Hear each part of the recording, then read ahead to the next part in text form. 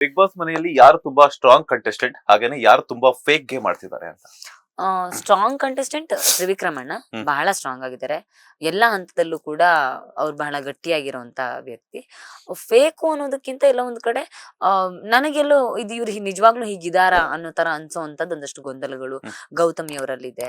ಯಾಕಂದ್ರೆ ಅವ್ರು ತುಂಬಾ ಪಾಸಿಟಿವ್ ಅಂತ ಹೇಳ್ತಾರೆ, ಇನ್ನೊಬ್ಬರ ಬಗ್ಗೆ ಮಾತಾಡಲ್ಲ ಅಂತಾರೆ. ಆದ್ರೆ ಮೋಕ್ಷಿತಾ ಅವ್ರು ನನ್ನ ಹತ್ರ ಮಾತಾಡಿದಾಗ ತುಂಬಾ ಸಲ ಹೇಳ್ತಿದ್ರು, ಇಲ್ಲ ಗೌತಮಿ ಅವ್ರು ಎಲ್ಲರ ಬಗ್ಗೆನೂ ಮಾತಾಡ್ತಾರೆ, ಹ್ಮ್ ಹ್ಮ್. ಎಲ್ಲರ ಬಗ್ಗೆನೂ ನನ್ನ ಹತ್ರ ಮಾತಾಡಿದ್ದಾರೆ ಅಂತ ಹೇಳಿದ್ದಾರೆ. ಸೊ ಆ ಗೊಂದಲಗಳು ನನಗೆ ಖಂಡಿತವಾಗ್ಲೂ ಇದೆ ಅವ್ರ ಬಗ್ಗೆ. ಓಕೆ, ಚೈತ್ರ ಅವ್ರ ಪ್ರಕಾರ ಬಿಗ್ ಬಾಸ್ ಮನೆಯ ಒಂದು ಟಾಪ್ 5 ಕಂಟೆಸ್ಟೆಂಟ್ಸ್ ಯಾರು ಅಂತ? ತ್ರಿವಿಕ್ರಮಣ್ಣ, ಹ್ಮ್. ಹನುಮಂತು, ಹ್ಮ್. ರಜತ್ತು, ಭವ್ಯ, ಬಿಟ್ರೆ ಮಂಜಣ್ಣ. ನಿಮ್ ಪ್ರಕಾರ ಯಾರು ಗೆಲ್ಲಬೇಕು ಯಾರು ಗೆಲ್ಲಬಾರದು ಅಂಡ್ ಯಾಕೆ? ಆ ತ್ರಿವಿಕ್ರಮಣ್ಣ ಗೆಲ್ಲಬೇಕು. ಅವ್ರಿಗೆ ಗೆಲುವು ತುಂಬಾ ಅವಶ್ಯಕ ಮತ್ತು ಗೆಲುವಿಗೆ ಬೇಕಾಗಿರುವ ಎಲ್ಲ ಸಾಮರ್ಥ್ಯವೂ ಅವರಲ್ಲಿದೆ. ಅದಕ್ಕೋಸ್ಕರ ಏನೇನ್ ಪರಿಶ್ರಮ ಹಾಕ್ಬೇಕು ಎಲ್ಲವನ್ನೂ ಹಾಕ್ತಾ ಇದ್ದಾರೆ.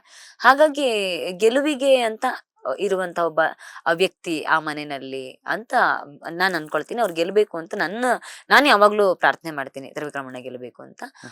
ಗೆಲ್ಲಬಾರ್ದು ಅನ್ನೋ ವಿಚಾರ ಬಂದ್ರೆ ಬಹುಶಃ ಮಂಜಣ್ಣನ ಹೆಸರು ತಗೊಳ್ತೀನಿ. ಯಾಕಂದ್ರೆ ಮಂಜಣ್ಣ ತೀರಾ ಇತ್ತೀಚೆಗೆ ತಮ್ಮ ಆಟದ ಮೇಲಿನ ಆಸಕ್ತಿಯನ್ನೇ ಕಳ್ಕೊಂಡಿದ್ದಾರೆ. ಅಷ್ಟು ಸಲ ಸುದೀಪ್ ಸರ್ ಬಂದ್ ಹೇಳಿದಾಗ್ಲೂ ಕೂಡ, ತೀರಾ ಮೊನ್ನೆ ನಾನು ಬರೋ ವಾರ ದಿನ ರಾತ್ರಿ ಕೂತ್ಕೊಂಡು ಮಾತಾಡ್ತಿದ್ವಿ ನಾನು, ತ್ರಿವಿಕ್ರಮಣ್ಣ, ಮಂಜಣ್ಣ. ಆಗ್ಲೂ ಮಂಜಣ್ಣ ಇಲ್ಲ, ಇದ್ ನನ್ ವ್ಯಕ್ತಿತ್ವ ಇದೇನೆ, ನಾನ್ ಹಿಂಗೆ ಇರೋದು, ಇದೇ ನನ್ ವ್ಯಕ್ತಿತ್ವ ಅನ್ನೋ ತರ ಮಾತಾಡಿದ್ರು. ಸೊ ಹಾಗಾಗಿ ಎಲ್ಲೋ ಆಟದಲ್ಲಿ ಆಸಕ್ತಿ ಕಳ್ಕೊಂಡಿದಾರೇನೋ ಅನ್ನೋ ಒಂದ್ ಗೊಂದಲ ಇದೆ. ಓಕೆ, ಲೇಟೆಸ್ಟ್ ಹಾಗೂ ಇಂಟ್ರೆಸ್ಟಿಂಗ್ ಸುದ್ದಿಗಳಿಗಾಗಿ ಬಾಸ್ ಟಿವಿ ಕನ್ನಡ ಚಾನೆಲ್ನ ಸಬ್ಸ್ಕ್ರೈಬ್ ಮಾಡಿ. ಹಾಗೆಯೇ ಬೆಲ್ ಐಕಾನ್ ಪ್ರೆಸ್ ಮಾಡಿ.